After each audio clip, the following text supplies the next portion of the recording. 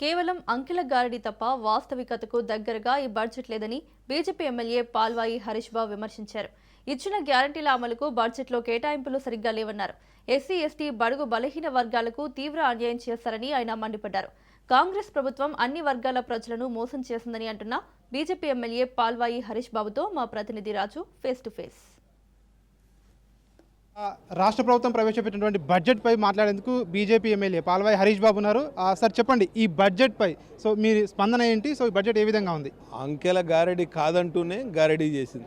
అసలు 6 హామీలు కాంగ్రెస్ ప్రభుత్వం యొక్క దశను దిశను మార్చిన హామీలు. మరి అటువంటి హామీల మీద ఊసైన లేదు. ఎక్కడ మహాలక్ష్మి పథకంలో భాగంగా మహిళలకు 2,000 రూపాయలు 2,500 రూపాయలు ఇస్తామన్న మాట నిలబెట్టుకోలేదు. మా విద్యార్థులకు స్కూటీలు ఇస్తామన్న మాట నిలబెట్టుకోలేదు. కళ్యాణ లక్ష్మి కింద తులం బంగారం ఇస్తాము, లేకపోతే దానికి తగ్గట్టు డబ్బులు ఇస్తామని చెప్పడం, అది కూడా నిలబెట్టుకోలేదు. నిరుద్యోగులకు జాబ్ క్యాలెండర్ గురించి మాట్లాడలేదు. ఇక్కడ 6 హామీలను తుంగలకు దొక్కిన వాళ్ళ చేయూత పథకంలో కొత్తగా 2 లక్షల మందికి మేము పెన్షన్లు ఇస్తామని అంటారు. మరి ఉన్న 2,000 రూపాయలు 4,000 చేస్తాం, 4,000 రూపాయలు 6,000 చేస్తామని మీరు ఎన్నికల మేనిఫెస్టోలో పెట్టి ఇప్పుడు దాదాపు 3 సంవత్సరాలు కావస్తాం. ఇప్పటి వరకు మీరు ఇచ్చిన ఏ హామీని నిలబెట్టుకోలేదు.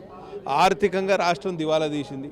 క్యాపిటల్ ఎక్స్పెండిచర్ ఏదైతే అభివృద్ధి పనులకు ఖర్చు చేయాల్సిన మొత్తం ఎంత ఉన్నదంటే 3,24,000 కోట్ల బడ్జెట్లో కేవలం 47,000 కోట్ల రూపాయలు మాత్రమే క్యాపిటల్ ఎక్స్పెండిచర్కు ఖర్చు పెడుతున్నారంటే ఇక అభివృద్ధి కార్యక్రమాలు ఎక్కడ, రోడ్లు ఎట్లయితాయి, బ్రిడ్జిలు ఎట్లయితాయి, ఇరిగేషన్ ప్రాజెక్టులు ఎక్కడైతాయి, మైనర్ ఇరిగేషన్ ట్యాంక్స్ ఎక్కడైతాయి, ఎక్కడ ఏం చేయగలుగుతారు మీరు? కాబట్టి పూర్తిగా క్యాపిటల్ ఎక్స్పెండిచర్ను పక్కన పెట్టి, అభివృద్ధిని పక్కన పెట్టి ఏదో సంక్షేమం అని చెప్పుకొని ఆ సంక్షేమంలో కూడా చతికిలబడ్డ ఈ రాష్ట్ర ప్రభుత్వానికి తప్పకుండా ప్రజలు కర్రగాల్చి వాత పెడతారు. అభివృద్ధితో పాటు సంక్షేమానికి కూడా ప్రధానంగా విద్యా, వైద్య కూడా అధికంగా నిధులు కేటాయించాము. తెలంగాణ రాష్ట్రంలో ఎన్నడూ లేని విధంగా కూడా వైద్యానికి 3,000 కోట్ల పైచులకు బడ్జెట్ కేటాయించామని చెప్పి కూడా ప్రభుత్వం చెప్తుంది కదా. 6% నిధులు దాటుతలేవు. వేరే రాష్ట్రాల్లో 8. నేషనల్ హెల్త్ పాలసీలో భాగంగా 8% పైన నిధులు ఇవ్వాలి హెల్త్ డిపార్ట్మెంట్కి, వైద్య ఆరోగ్య శాఖకు. 6% నిధులు కూడా ఇవ్వలేదు. ఎక్కడ ఒక్క మెడికల్ కాలేజీలో ఫ్యాకల్టీ లేదు, పిల్లలకు చదువు చెప్పే పరిస్థితి లేదు, పేషెంట్లకు మందులు లేవు, ఎక్కడ ఎక్విప్మెంట్ లేదు. పూర్తిగా వైద్య ఆరోగ్య శాఖ నిద్రపోతుంది. దాన్ని సమూలంగా ప్రక్షాళన చేయాల్సిన అవసరం అనేది ఈ ప్రభుత్వానికి ఏమాత్రం చిత్తశుద్ధి ఉంది. మీరు ఈ అంకెల గారడిని పక్కన పెట్టి వాస్తవికంగా ఆలోచించండి, ప్రాక్టికల్గా ఆలోచించండి.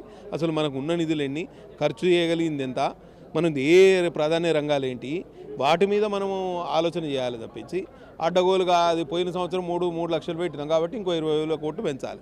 జస్ట్ దానికన్నా ఒక 10% పెంచుదాం, 8% 10% పెంచుదామనే ఆలోచన తప్పించి చిత్తశుద్ధితోటి ఈ బడ్జెట్ ప్రభుత్వం ప్రవేశపెట్టిందని మాత్రం నేనైతే అనుకోవట్లేదు. బట్టి విక్రమార్క చెప్తా ఉన్నారు, ఇది అంకెల గారడీ కాదు, వాస్తవిక బడ్జెట్. ఒకవేళ అంకెల గారడీ చేయాలనుకుంటే 3,80,000 కోట్ల పైచులకు పోయేది. మేము అట్లాంటి సాహసం చేయలేదు, వాస్తవికంగా వెళ్ళామని చెప్తా ఉన్నారు కదా. రివైజ్డ్ ఎస్టిమేట్స్ చాలా పద్ధతుల్లో మేము చూసినాం. అసలు రివైజ్డ్ ఎస్టిమేట్స్ ప్రకారం మీరు బట్టి విక్రమార్క గారు చెప్పిన ప్రసంగంలోనే చూడండి, ఎస్టీ సబ్ ప్లాన్ పూర్తిగా అమలు చేయలే, ఎస్సీ సబ్ ప్లాన్ అమలు చేయలే. మళ్ళీ ఈ సంవత్సరం నుంచి వచ్చే సంవత్సరం క్యారీ ఫార్వర్డ్ చేస్తారట. మరి క్యారీ ఫార్వర్డ్ చేసిన నిధులు ఎప్పుడు ఖర్చు పెడతారు, ఉన్న నిధులు ఎప్పుడు ఖర్చు పెడతారు? అసలు మీకు నిధులు లేకుండా జనాలు మభ్యపెట్టే కార్యక్రమం ఇకనైనా బంద్ చేయండి. ఇది హరీష్ బాబు చెప్తా ఉన్నారు. ఇది ఖచ్చితంగా అంకెల గారడీ లాగానే ఈ బడ్జెట్ కనిపిస్తూ ఉంది, వాస్తవికతకు దూరంగా ఉంది. గతంలో ఏదైతే గత బడ్జెట్లో పెట్టిన దానికి ఈ బడ్జెట్ పెట్టిన దానికి సరైన పొంతన లేదు. ఏ విధంగా ఈ ప్రభుత్వం పనిచేస్తుంది, కేవలం ఇది ప్రజలను మభ్యపెట్టేందుకే ఇట్లాంటి బడ్జెట్ పెట్టారని చెప్పేసి కూడా బీజేపీ ఎమ్మెల్యే చెప్తున్న పరిస్థితి కనిపిస్తూ ఉంది. కెమెరా పర్సన్ శ్రవంత్తో రాజు న్యూస్, హైదరాబాద్.